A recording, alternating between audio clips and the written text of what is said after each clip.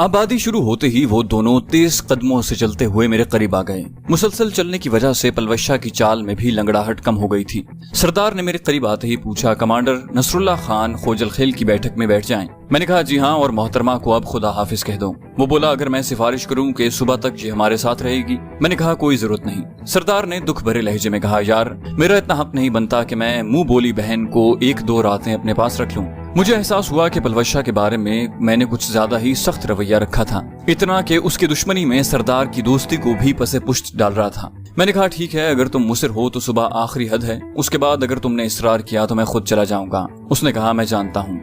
पलवशा हमारी गुफ्तगू से अनजान बनी दाएं बाएं का जायजा ले रही थी। कमांडर नसरुल्लाह खान की बैठक की तरफ जाते हुए उसने सरदार से चादर लेकर मफलर की तरह अपने चेहरे के गिर्द लपेट ली। मुझे लगा वो किसी से अपनी शक्ल छुपाना चाह रही है। उसका अंदाज मुझे काफी मशकूक लगा था, लेकिन मैंने कुछ कहने से गुरेज किया था। बैठक को ताला लगा था, जिसकी एक चाबी हमारे पास भी थी। ताला खोलकर हम अंदर दाखिल हुए। दरवाजा कुंडी करते ही उसने चेहरे के गिर्द लपेटी चादर खोल ली। सरदार ने कहा, मेरा ख्याल है कमांडर नसरुल्लाह को तकलीफ देने की बजाय बाजार से खाना मंगवा लेते हैं। मैंने नफी में सर हिलाया, नहीं, अगर उसे मालूम हो गया तो वो बहुत बुरा मनाएगा। उसने सवालिया अंदाज में कहा, तो मैंने कहा तो ये कि उसे बुला लेते हैं। ये कहकर मैंने बैठक से बाहर निकलकर उसके घर का दरवाजा खटखटाया। दरवाजा खोलने वाला वो खुद था। पुरतपाक मुआनके के बाद उसने मेरी खैर खैरियत पूछी। मैंने कहा, अल्हम्दुलिल्लाह मोहतरम, हम दोनों बिल्कुल ठीक हैं। उसने कहा, मेरा ख्याल है खाना ले आऊं? मैंने कहा, जी हाँ, अगर तैयार है तो। उसने कता कलामी करते हुए कहा, बिल्कुल तैयार है। मैंने कहा, अच्छा, हमारे साथ एक मेहमान भी मौजूद है। उसने खुशी का इजहार किया, खुशामदीद, मेरी खुशकिस्मती। बैठक में आकर मैंने सरदार को कमांडर नसरुल्लाह की आमद का बताया। पलवशा ने एक मर्तबा फिर चेहरे के गिर्द चादर लपेट ली।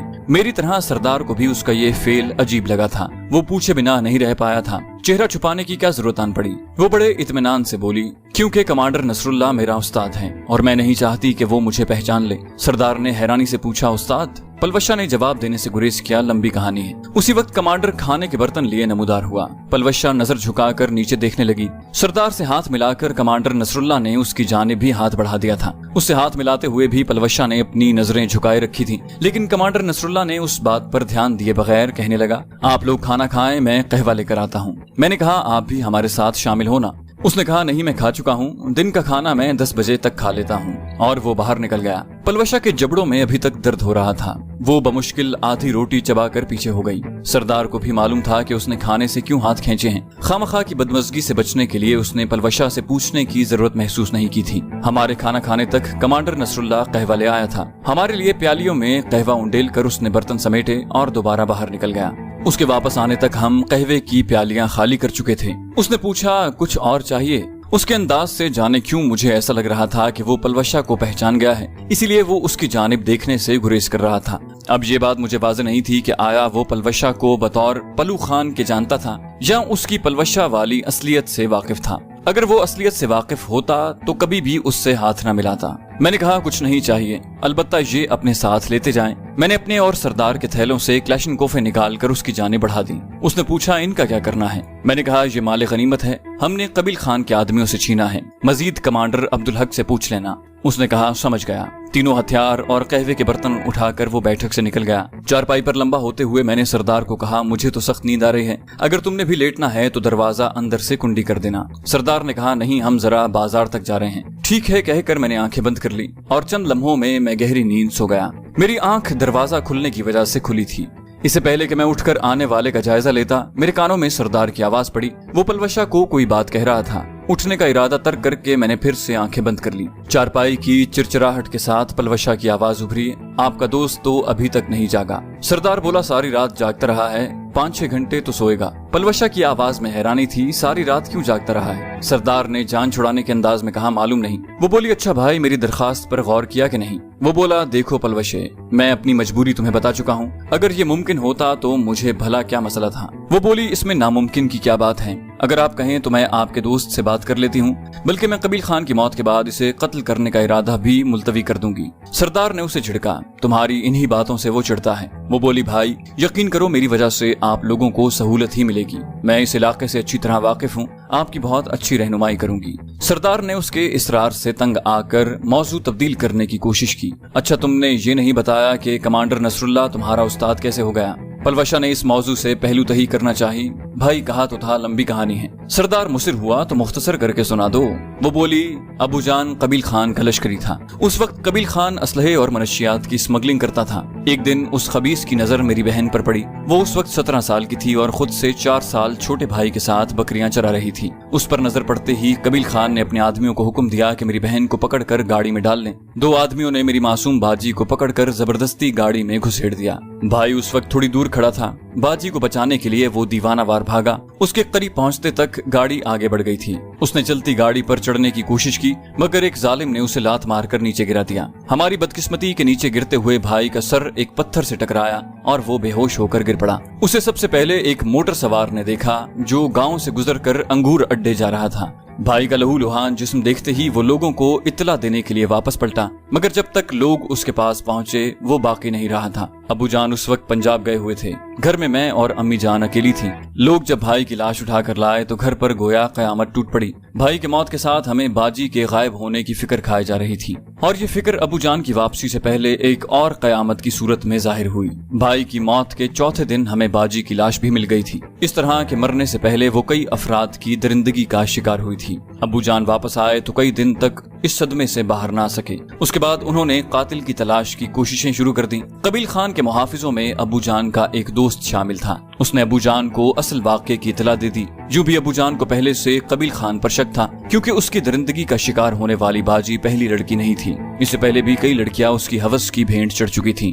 जवान बेटे की मौत और मासूम बेटी के साथ होने वाले दरिंदगी भरे सुलूक ने अबू जान को कुछ सोचने के काबिल नहीं छोड़ा था। वो क्लैशनकोफ उठाकर कबील खान के खिलाफ चढ़ दौड़े, मगर वो खबीस तैयार था। उसके मुहाफिजों ने अबू जान को उस तक पहुंचने के लिए जिंदा न छोड़ा और यूं हमारा भरा पूरा घर एक जालिम की हवस का शिकार हो गया। मैं उस वक्त 9 साल की थी। मुझसे 2 छोटे भाई पैदा होने के साथ ही फौत हो गए थे। गोया अबू जान की वाहिद वारिस मैं थी। जिस वक्त ये वाकया पेश आया उस वक्त भी अम्मी जान उम्मीद से थी। हम अलाम खेल छोड़कर अपने रिश्ते के मामू के पास चले गए। उनका ताल्लुक तहरीक तालिबान से था। तहरीक तालिबान से मेरी मुराद मुजाहिदीन तालिबान से है। उस वक्त तक नकली और दहशतगर्द तालिबान अभी तक पैदा नहीं हुए थे। मामू जान जो अम्मी जान के चचाजाद भाई थे, लेकिन उन्होंने हमारा बहुत ज्यादा ख्याल रखा। अम्मी जान ने मामू जान से दरखास्त की कि मुझे इस काबिल बना दें ताकि मैं अपने बाप, भाई और बाजी के कत्ल का बदला ले सकूं। अम्मी जान की वाहिद उम्मीद मैं ही थी। गो चंद माह बाद अल्लाह पाक ने मुझे एक और भाई के तोहफे से नवाजा, मगर वो अभी तक 8 साल का बच्चा है। मामू जान ने साफ इनकार कर दिया कि मुजाहिदीन के कैंप में किसी लड़की को तरबियत नहीं दी जाती। तब अम्मी जान ने इल्तिजा की कि वो मुझे लड़के के रूप में साथ ले जाएं। हमारे साथ होने वाला जुल्म ऐसा नहीं था कि मामू जान अम्मी जान की इल्तिजा टाल सकते। वो मुझे लड़का बनाकर साथ ले गए। अब्बू जान, बाजी और भाई की मौत ने मुझे भी सरापा इंतकाम बना दिया था। मैं लड़का बनकर तरबियत हासिल करती रही। वहाँ हमें दीनी और दुनियावी तालीम के साथ लड़ने भिड़ने की तरबियत भी दी गई। कमांडर नसरुल्लाह साहब भी मेरे उस्तादों में थे। वो हमें मुख्तलिफ किस्म के हथियारों की तरबियत देते थे। पिछले 2-3 साल से मेरे अंदर बतदरीज ऐसी जिस्मानी तब्दीलियां वकूफ पजीर होने लगी कि मेरा मर्दों के दरमियान रहना मुश्किल हो गया था। अपने जिस्मानी खतूत छुपाने के लिए मुझे खुले लिबास का सहारा लेना पड़ता। हाथापाई की तरबियत से भी मैं एहतराज बरतने लगी थी और अब 3 माह हो गए हैं कि मैंने मुजाहिदीन का कैंप छोड़कर घर चली गई हूँ। वो खबीस अब पहले से भी ज्यादा ताकतवर हो गया है, जबकि मैं उसके खिलाफ अकेली हूँ। लड़के के रूप में मैंने उसके 2-3 करीबी मुहाफिजों से दोस्ती गांठ ली है। उन्हीं की वसातत से मुझे उस खबीस के बारे में थोड़ी बहुत मालूमात मिल जाती है। मुजाहिदीन के पास आने के बाद से मैं मुसलसल किसी मौके की तलाश में हूँ और यही वजह है कि एक मजबूत सहारा समझते हुए मैं आपसे दरखास्त कर रही हूँ कि मुझे अपने साथ रहने दो। कम से कम कबील खान की दुश्मनी की मजबूत वजह हमारे दरमियान मुश्तरक है। मुकम्मल तफसील बताते हुए आखिर में वो अपनी पुरानी दरखास्त दोहराना नहीं भूली थी। सरदार ने मानी खेज लहजे में पूछा, हमारी कबील खान से दुश्मनी की वजह मालूम है? उसने नफी में कहा, नहीं। यूं भी मैं वजूहात की तलाश में वक्त बर्बाद नहीं करती। सरदार ने इंकशाफ करते हुए कहा, हमारा ताल्लुक पाक आर्मी से है और कबील खान एक दहशतगर्द है। उसके ताल्लुकात मुल्क दुश्मन अनासिर से भी हैं। हमारी और उसकी दुश्मनी की वाहिद वजह यही है। क्या? उसके लहजे में हद दर्जे की हैरानी भरी थी। कहीं आप दोनों वही तो नहीं जिन्होंने पिछले दिनों कबील खान के 2 दर्जन से भी ज्यादा आदमियों को मौत के घाट उतार दिया? और उसके साथ उसके सबसे अहम कमांडर रोशन खान को लंगड़ा कर दिया। सरदार ने पूछा, तुम्हें ये सब कैसे मालूम? वो बोली, बताया तो है, उसके चंद करीबी आदमियों से भी थोड़ी बहुत दोस्ती गांठ रखी है। गो वो भी मेरी शक्लो सूरत की वजह से नरम रवैया रखते हैं, लेकिन फिर भी मैं उनसे कुछ न कुछ उगलवा लेती हूँ। और जहाँ तक कबील खान की हालिया हजीमत का ताल्लुक है तो उससे तो आम लोग भी वाकिफ हैं। खासकर SS ने जो रोशन खान को जिंदगी की भीख दी थी उसका तो बहुत चर्चा हुआ है। यकीनन SS आप ही होंगे, उसने आखिरी फिक्रा इश्तियाक भरे लहजे में पूछा। सरदार ने कहा, नहीं, SS मेरा दोस्त है। ऐसा कहते हुए सरदार के लहजे में शामिल फख्र का मादा उसके मुखलिस होने की निशानदही कर रहा था। उसे वाकई अपने दोस्त पर फख्र था। वो बोली, आप अब भी अपने फैसले पर कायम हैं? सरदार ने कहा, पलवशे, मैंने तुम्हें बहन कहा है, मुझसे जितना हो सकता मैंने कर दिया। यकीन मानो इससे ज्यादा मेरे बस में नहीं है। मैं जीशान को खफा नहीं कर सकता। यूं भी अगर वो इस बारे में किसी सीनियर को मुत्तला कर दे तो मेरी नौकरी तो जाएगी, साथ में हवालात की भी हवा खानी पड़ेगी। वो बोली, पता नहीं तुम्हारे दोस्त को मुझसे क्या चिढ़ है, अजीब अहमक इंसान है, मुझे बेगुनाह पीटता भी है और अब मूड भी वही बना रहा है। सरदार को यकीनन उसका अंदाज पसंद नहीं आया था। इस मौजू को रहने दो। वो बोली, भाई खफा न हूं तो एक बात पूछूं? सरदार ने बगैर तरद्दुद के कहा, पूछो। उसने मासूमियत भरे लहजे में पूछा, क्या सारी लड़कियां माहीन की तरह होती हैं? सरदार हकला गया, तुम माहीन को कैसे जानती हो? खुद मैं भी हैरानी में डूब गया था। वो बोली, कल आप दोनों मुझे सोया हुआ समझकर जो बातें कर रहे थे मैंने सारी सुन ली थी। आइंदा उर्दू में बात करते वक्त ये याद रखना कि मैं भी उर्दू जबान अच्छी तरह जानती हूँ। उसने कहा, अच्छा, अब इस मुताल्लिक जबान से एक लफ्ज न निकालना। तुमने सुबह चले जाना है और मैंने जीशान के साथ इकट्ठे रहना है। मैं नहीं चाहता मेरा दोस्त किसी गलत फहमी का शिकार हो जाए। वो बोली, सुबह नहीं भाई, मैं अभी रुखसत हो रही हूँ। मैंने सोचा था कि शायद हम मिलकर कबील खान को फना कर देंगे, लेकिन आप लोगों को मेरा साथ ही कबूल नहीं तो जबरदस्ती तो मैं नहीं कर सकती। उसके लहजे में मायूसी कूट कूट कर भरी थी। सरदार ने कहा, बहन, अगर बात सिर्फ मेरी होती तो मैं तुम्हें दूसरी बार कहने का मौका न देता। वो बोली, ठीक है भाई, अपना ख्याल रखना। सरदार को कहकर वो मुझे मुखातिब हुई, राजा ज़ीशान हैदर साहब, खुश हो जाओ, मैं जा रही हूँ। मैंने उसकी बात सुन ली मगर मैं सोता बना रहा। सरदार ने कहा, पलवशे, उसे जगाने की जरूरत नहीं। वो मुसिर हुई, नहीं भाई, मैं देखना चाहती हूँ आखिर इसे मेरे जाने की कितनी खुशी होती है। ये कहते हुए उसने मेरे पाँव को पकड़कर हिलाया। मजबूरन मुझे उठने की अदाकारी करना पड़ी। चेहरे पर से चादर उठाते हुए उसकी जानिब देखा। वो क्लैशनकोफ कंधे से लटकाए खड़ी थी। उसके बदन पर नया लिबास नजर आ रहा था। गालिबन वो कपड़े उसे सरदार ने खरीद कर दिए थे। वो बोली, मोहतरम खुश हो जाएं, मैं वादे के मुताबिक जा रही हूँ। सरदार भाई ने मुझे नए कपड़े भी दिला दिए हैं और डॉक्टर से दवाई भी ले दी है। मैं जमाई लेता हुआ बोला, मेरी खुशी दुगनी हो जाती अगर सरदार मुझे जगा कर ये खुशखबरी सुनाता कि आप तशरीफ ले जा चुकी हैं। उसने मेरी आंखों में झांकते हुए शरारती लहजे में कहा, मुझे रोकोगे नहीं? लेकिन ये शरारत उसके लहजे तक महदूद थी। उसकी आंखों की गहराई में कोई और जज्बा पोशीदा था जिसकी तौजीह से मैं कासिर था। शायद ये इल्तिजा थी, उम्मीद थी, भरोसा था या कोई शिद्दत भरी ख्वाहिश थी। मैंने कहा, मेरे रोकने से तुम रुक जाओगी? वो बोली, कह कर देख लो। मैंने कहा, ठीक है, ना जाओ। उसके चेहरे पर मुसर्रत भरे आसार नमूदार हुए, लेकिन ये न समझना कि इस तरह मैं तुम्हें कत्ल करने का इरादा तर्क कर दूंगी। क्लैशनकोफ कंधे से उतार कर वो चारपाई पर बैठ गई। सरदार ने खफकी भरे लहजे में कहा, मेरे कहने पर तो एक रात के लिए राजी नहीं हो रहे थे और पलवशा के कहने पर मुस्तकिल साथ रख लिया। मैंने एहसान झाड़ते हुए फौरन कहा, हाँ, क्योंकि तुम यही चाहते थे और मैं तुम्हें खफा नहीं कर सकता था। सरदार ने मुंह बनाते हुए कहा, बड़ी जल्दी ख्याल आ गया मेरी खफगी का, और मैंने उसे जवाब दिए बगैर दोबारा अपने मुंह पर चादर डाल ली। पलवशा सरदार को अपनी जाने मुतवज्जे करके दोबारा चहकने लगी। सरदार भी मेरे फैसले से खुश हो गया था। यकीनन वो उस मजलूम लड़की की मदद करना चाह रहा था। अचानक मेरे कानों में जोरदार धमाके की आवाज आई। मैं बेख्तियार उठ बैठा। सरदार ने फौरन कहा, ले जी, कबील खान की बर्बादी का आगाज हो गया है। वैसे काफी जोरदार धमाका था कि आवाज यहाँ तक पहुँच गई। सरदार ने कहा, बारूद ही इतना ज्यादा था, धमाका तो होना था। पलवशा ने खुशी का इजहार करने में देर नहीं लगाई थी। मुझे तो बहुत सुकून महसूस हो रहा है। उन्हें बातें करता छोड़कर मैं एक बार फिर लेट गया और उनकी बातें सुनते सुनते ही मुझे नींद आ गई। शाम की अजान हो रही थी जब सरदार ने मुझे जगाया। राजे, उठ जाओ यार, शाम की अजान हो रही है। और मैं अंगड़ाई लेते हुए उठ बैठा। रात का खाना हमने लालटेन की रोशनी में खाया और खुशबूदार कहवा पीकर दोबारा लेट गए। सरदार और पलवशा तो चंद मिनट गपशप करके सो गए थे, लेकिन मुझे रात गए तक नींद ना सकी।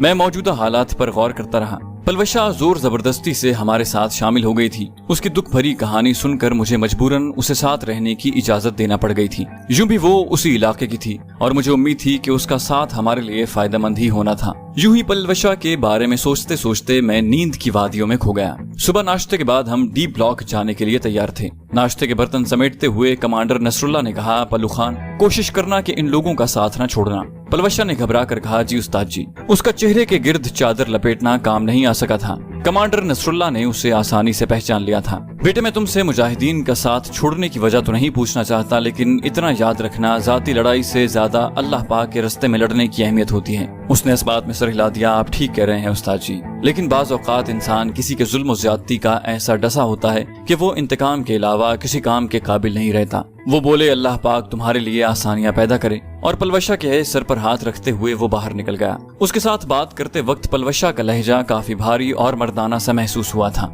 यकीनन वो अपनी आवाज को भारी बनाकर बात कर रही थी। 9-10 साल की उम्र से वो लड़का बनकर रहती थी। इतनी मश्क तो उसे हो गई थी कि कोई उसे आवाज से न पहचान सके। अलबत्ता उसके नैन नक्श किसी के दिल में भी शक का बीज बो सकते थे। सरदार ने कमांडर नसरुल्लाह को बैठक से निकलते ही कहा, तुम्हारा चेहरा छुपाना तो किसी काम नहीं आ सका। वो बोली, भाई मैंने अपनी सी कोशिश तो की थी, लेकिन उस्ताद आखिर उस्ताद ही होता है, और मेरा ख्याल है उन्होंने मुझे कल ही पहचान लिया था। सरदार ने पूछा, क्या उन्हें ये मालूम है कि तुम लड़की हो? पलवशा ने नफी में सर हिलाया, नहीं। सरदार मुझे मुखातिब होकर बोला, पलवशा बहन ने मुजाहिदीन के साथ लड़का बनकर तरबियत हासिल की है और कमांडर नसरुल्लाह उसका उस्ताद है। मैंने खुश्क लहजे में कहा, मुझे इस औरत के बारे में जानने में कोई दिलचस्पी नहीं। वो कहाँ खामोश रहने वाली थी, फौरन बोल उठी, मैं औरत नहीं लड़की हूँ, बल्कि तुम जैसों के लिए तो लड़का हूँ। मैंने मुंह बनाते हुए कहा, हाँ लड़कियां तुम्हारी तरह बदशक्ल नहीं होती। वो बोली, अच्छा, परसों गार में तो तुम कुछ और फरमा रहे थे कि मेरे चेहरे पर तुम्हें अपनी तीनों पसंदीदा तरीन खवातीन की झलक नजर आ रही थी, बल्कि उनसे भी ज्यादा खूबसूरत लग रही थी।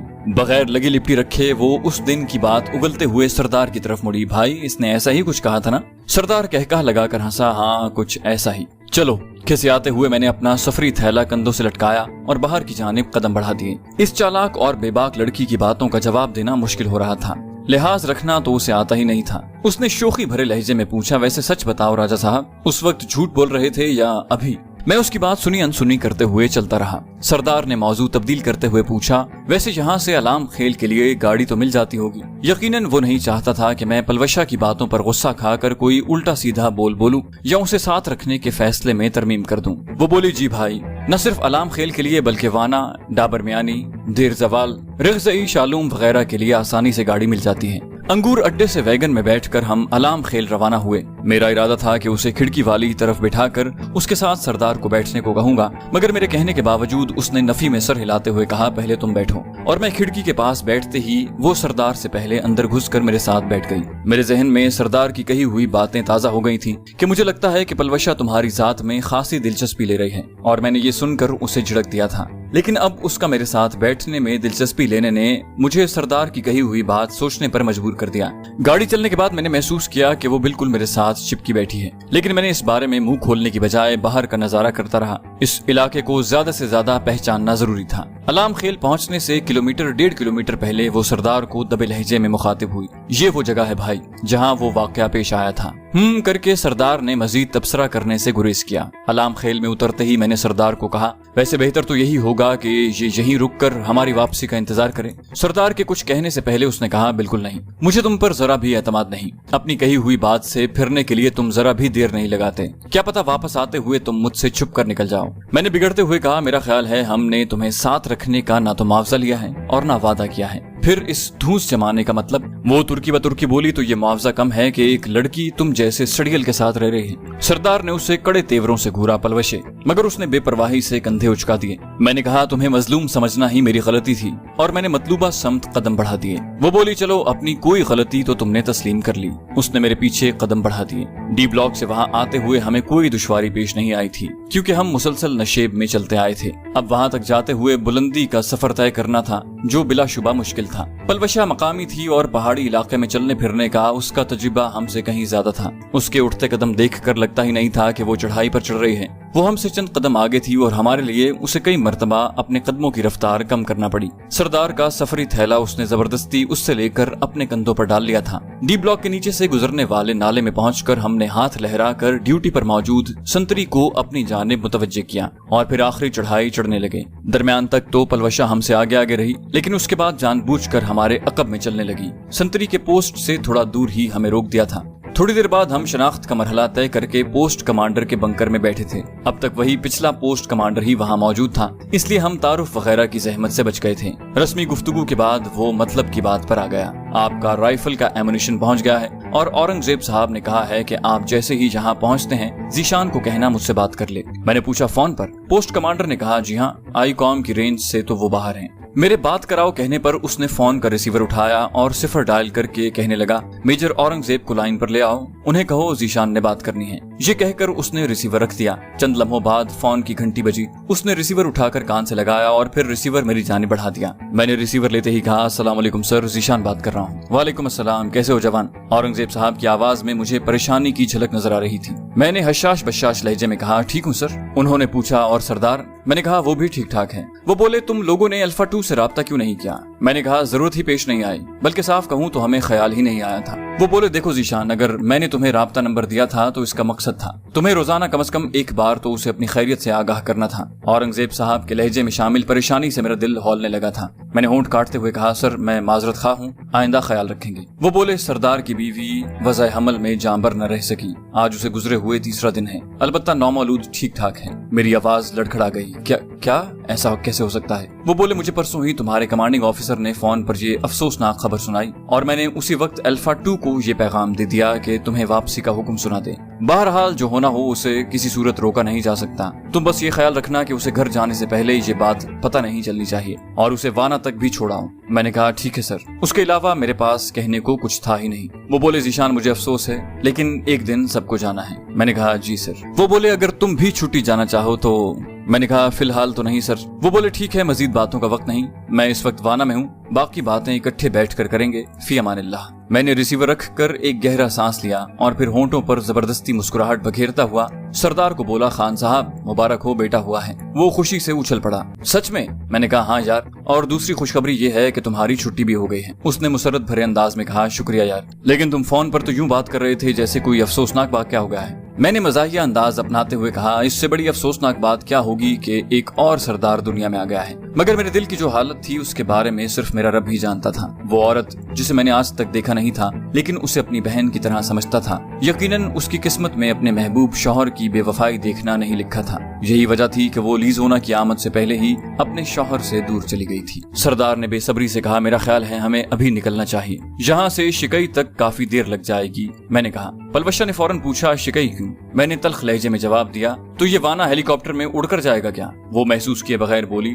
मालूम है कितनी चढ़ाइयां तय करके वहां तक जाना पड़ता है, उस तरफ से जाते हुए 2 दिन लग जाएंगे। सरदार ने परेशानी जाहिर की, तो फिर क्या करें? वो बोली, अगर कोशिश करें तो हम आज ही अंगूर अड्डे पहुंचकर वाना की गाड़ी पकड़ सकते हैं। उसका मशवरा निहायत मुनासिब था। मैंने इस बात में सर हिलाकर उसकी तायद की। बैरेट M107 हमने वहीं छोड़ दी। मेरा इरादा उसे वापसी पर वहां से लेने का था। पोस्ट कमांडर से इजाजत लेकर हम वहां से निकले। पलवशा हमारे आगे आगे थी। वहां से अलाम खेल तक मुसलसल उतराई थी, इसलिए हमारी रफ्तार काफी तेज रही। सरदार सारा रास्ता बहुत खुश रहा।